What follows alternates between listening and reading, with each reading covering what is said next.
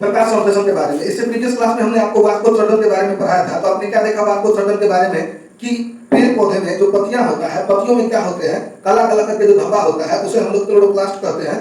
उसी के माध्यम से क्या होता था, पानी का निष्कासन होता था, जिसके लिए हमने बताया था एक क्रियाकलाप विधि से भी आप इसे स्पष्ट रूप से देख सकते हैं। जिसके लिए मैंने बताया था कि आप क्या करिएगा, एक प्लांट को पन्नी उसमें बांध दीजिएगा और उसमें देखिएगा 2-4 घंटे के बाद कि पानी की हल्की हल्की जो बूंदे होती है वो पन्नी में आकर रुकना शुरू हो जाता है। इस प्रोसेस से हमने ये फाइंड आउट कर लिया कि एक जो प्लांट्स होते हैं वो पत्तियों के थ्रू क्या करता है, वाष्पोत्सर्जन की प्रोसेस करता है। आज हम समझते हैं प्रकाश संश्लेषण के बारे में। जैसे कि आप यहाँ देख पा रहे होंगे किस तरह से वाष्पोत्सर्जन के लिए यहाँ पर जो पत्ती है और पत्ती में जो काले काले धब्बे हैं इसे हम लोग क्लोरोप्लास्ट कहते हैं। क्या कहते हैं, क्लोरोप्लास्ट। और इस तरह से अगर हम यहाँ देखते हैं प्रकाश संश्लेषण को देखते हैं तो प्रकाश संश्लेषण की प्रोसेस दो प्रकार के पेड़ पौधों में होती है। एक होती है धूप, जो जिसमें बहुत ज्यादा हीट की आवश्यकता होती है। कुछ ऐसे पेड़ पौधे हैं जिसे बहुत ज्यादा हीट की आवश्यकता है, कुछ ऐसे पेड़ पौधे हैं जिसे बहुत ही नाम मात्र या कम हीट की आवश्यकता होती है। हीट मतलब धूप। ये आउटडोर प्लांट्स होते हैं। देखिए यहाँ लिखल है कि अधिक धूप की आवश्यकता होती है, जिसमें आम का पेड़, जामुन का पेड़, कटहल का पेड़, बड़े बड़े पेड़ पौधे आ जाते हैं और ये सामान्यतः आउटडोर में देखने को मिलता है। यहाँ आ जाते हैं कुछ ऐसे प्लांट्स होते हैं जिसे धूप नहीं बल्कि कह सकते हैं कि the light of the sun, beams of light. इस तरह से उसकी क्या होनी चाहिए, एक किरण भी मिल जाएगा तो उससे भी वो क्या कर लेगा, काम कर लेगा। तो कह रहा है बहुत ही कम, यानी 2% की रोशनी में भी ये क्या कर सकता है, अपनी क्रिया को कर सकता है। कुछ प्लांट्स ऐसे होता है जिसमें हमने बताया कि कुछ फ्लावर्स वगैरह हो जाते हैं, मनी प्लांट वगैरह के पेड़ पौधे आ जाते हैं। इस पूरे प्रोसेस को, प्रकाश संश्लेषण की प्रोसेस की हम लोग किस विधि से दिखाते हैं, उसके एक फॉर्मूला से दिखाते हैं। जो फॉर्मूला ये है 6CO2 प्लस 12H2O सूर्य के प्रकाश में क्लोरोफिल। अब ये क्लोरोफिल किसमें पाया जाएगा, पत्तियों में। तो जाहिर सी बात है कि पत्तियों में पाया जाएगा तो ये प्रोसेस कहाँ होगा, पत्तियों में। पत्ती एवं तना दोनों में ही क्लोरोफिल पाया जाता है। तो इसे सूर्य के प्रकाश में 6CO2 प्लस 12H2O और इसके बाद जो फलस्वरूप जो हमें प्रोडक्ट प्राप्त होता है वो C6H12O6 plus 6O2 plus 6H2O। इस प्रकार से यहाँ देख सकते हैं C6H12O6 कार्बोहाइड्रेट कार्बनिक है। इसी के फलस्वरूप किसका निर्माण होता है, ऑक्सीजन का। किसका निर्माण होता है, ऑक्सीजन का। और ध्यान रखेंगे इससे क्या होगा, H2O का भी निष्कासन होगा। तो जल के अपघटन के फलस्वरूप ही हमें क्या मिलता है, ऑक्सीजन। क्या मिलता है, ऑक्सीजन। अब अगर आप केमिस्ट्री का एक पार्ट पढ़िएगा तो केमिकल बैलेंसिंग अगर आप करना चाहेंगे इसको तो आप कर सकते हैं। कैसे, जैसे देखिए इधर का ये पार्ट अभिक्रिया कहलाएगा, इधर का अभिकारक। यहाँ देखिए अगर हम ऑक्सीजन को देखेंगे, इसमें ऑक्सीजन कितना है तो 6 गुना 12 ऑक्सीजन ये हो गया, इधर से 12 ऑक्सीजन ये हो गया, तो 24 ऑक्सीजन इधर हो गया। यहाँ पर भी ऑक्सीजन देख सकते हैं 6 ऑक्सीजन और यहाँ पर 6 गुना 12 को, और इधर देख सकते हैं 6 ऑक्सीजन। तो इस तरह से 24 इधर 24 इधर हो गए। इस तरह से H2O यानी जल को भी आप इधर कर सकते हैं, ये भी 24 और 24 के। इस तरह से हम लोग कहते हैं बैलेंस्ड इक्वेशन। ये हम पढ़ते हैं केमिस्ट्री में।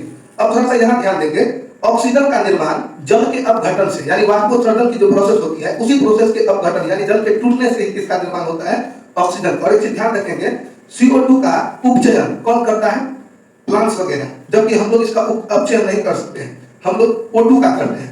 सबसे तेजी गति से प्रकाश संश्लेषण करता है और इसी से किसका विनिमय होता है, गैसों का विनिमय। याद रखिएगा ये जो प्लांट्स देख रहे हैं, प्लांट्स में जो पत्ती देख रहे हैं और जो काले काले धब्बे देख रहे हैं, इसे हम लोग क्लोरोफिल या क्लोरोप्लास्ट कहते हैं। इसी से क्या होता है, प्रकाश संश्लेषण की प्रक्रिया होती है। इसी से क्या होता है, H2O का निष्कासन होता है। इसी के फलस्वरूप गैसों का विनिमय होता है। इसमें ये CO2 को अंदर ले लेता है बल्कि और O2 को बाहर कर देता है। इस प्रोसेस को हम विस्तार से जानेंगे, पहले यहाँ देख लेते हैं।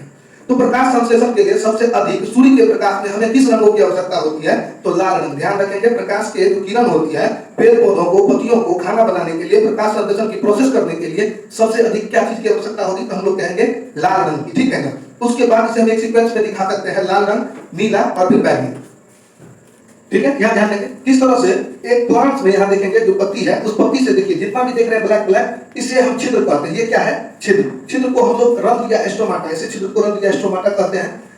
इसी से क्या होता है, गैसों का विनिमय होता है। इसी से क्या होता है, गैसों का विनिमय होता है। देखिए ये CO2 को क्या करता है, अंदर ले लेता है और इसी के फलस्वरूप क्या होता है, ऑक्सीजन को बाहर कर देता है। अगर आपसे ये पूछ रहा है कि ऑक्सीजन का निर्माण कैसे होता है, तो मैंने आपको अभी बताया है कि जल के अपघटन के फलस्वरूप ही इसका निर्माण होता है, ऑक्सीजन का। ठीक है, हम ये जानते हैं कि ये जो ब्लैक वाला है इसे हम क्लोरोफिल या क्लोरोप्लास्ट के बारे में यहाँ पढ़ते हैं। तो हमने यहाँ भी दिखा रखा है कि किस तरह से CO2 को ये अपने अंदर ले लेता है, O2 को बाहर कर देता है। वाष्पोत्सर्जन के फलस्वरूप इसका निष्कासन होता है, जल का निष्कासन होता है और इसके बाद हमें क्या मिलता है, ऑक्सीजन मिल जाता है। तो वैज्ञानिकों ने क्या किया, ये जो काला काला करके जितने भी प्लांट्स था उस प्लांट्स को उन्होंने खोला। प्लांट्स को खोलने के बाद उन्होंने उस ब्लैक कलर को खोला, क्लोरोफिल या क्लोरोप्लास्ट को। तो वो पाया यहाँ पर कि एक किसके समान है, एक प्लेट के समान। एक प्लेट के समान ऐसी एक कचरा है जिसमें उन्होंने दो चीज देखा, एक ऐसे ऐसे करके झिल्ली देखा और दूसरा उन्होंने क्या देखा, कुछ तरल पदार्थ देखा, लिक्विड देखा। तो हमने यहाँ दिखाया है किस तरह से जब उन्होंने इस ब्लैक वाले रंध्र को, छिद्र को खोला तो खोलने से क्या क्या मिला। ये जो झिल्ली वाला देख रहे हैं इसे छल्ला को हम लोग ग्राना बोलते हैं। क्या बोलेंगे? ग्राना। और ये जो देख रहे हैं आप छोटे छोटे डॉट्स वगैरह, ये डॉट्स क्या है? लिक्विड है, इसे हम लोग एस्ट्रोमा कहते हैं। क्या कहते हैं? एस्ट्रोमा। ध्यान देंगे। अब ग्राना जो है इसको यहाँ देखिए, जब साइंटिस्ट की थोड़ी और सी क्यूरियोसिटी बढ़ी और उन लोगों ने सोचा कि इसको भी थोड़ा खोलते हैं, तो इनको भी खोलने पर उन्होंने देखा कि उससे क्या निकला? थाइलोफाइटा। क्या निकला? थाइलोफाइटा। ध्यान देंगे, ग्राना को खोलने पर थाइलोफाइटा मिला, और थाइलोफाइटा को जब उन्होंने खोला तब जाके इन्हें क्लोरोफिल या क्लोरोप्लास्ट मिला, और क्लोरोप्लास्ट या क्लोरोफिल को खोला तो उन्हें क्या मिल गया? मैग्नीशियम। तो अब समझ लीजिए, जिस क्लोरोप्लास्ट या क्लोरोफिल को हम यहाँ देख के कह रहे हैं वो एक्चुअली कितना भीतर तक है, और इतनी सारी प्रोसेस होने के बावजूद ही वो क्या करता है? अपने भोजन का निर्माण करता है। तो हम आज ये सीख रहे हैं प्रकाश संश्लेषण में कि कैसे एक पत्ती में आखिर ऐसी क्या है जो वो क्या कर देते हैं? अपने भोजन का निर्माण कर लेते हैं। इसके लिए हमने पहले बताया कि जो ब्लैक कलर का छिद्र देख रहे हैं जितना सारा, वो क्लोरोप्लास्ट को जब वैज्ञानिकों ने खोला तो उसमें दो चीज मिला, एक छल्ला और दूसरा क्या मिला? ऐसे करके जो बना है स्प्रिंग करके छल्ला, और दूसरा हमें लिक्विड मिला। उस लिक्विड को हम लोग एस्ट्रोमा कहते हैं और छल्ला को हम लोग ग्राना कहते हैं। जब वैज्ञानिकों ने ग्राना को खोला तो ग्राना को खोलने से थाइलोफाइटा मिला, और थाइलोफाइटा को खोलने से क्लोरोफिल मिला, और क्लोरोफिल को जब उन्होंने छोड़ दिया तो मैग्नीशियम मिला। इस तरह से ये प्रोसेस जो ऊपर में हुआ है, इस प्रोसेस को ग्राना में होने वाले इस प्रोसेस को आई के द्वारा हिल रिएक्शन दिखाते हैं। तो आपसे पूछेगा कि हिल रिएक्शंस कहाँ होता है, तो आप बोलिएगा ग्राना में।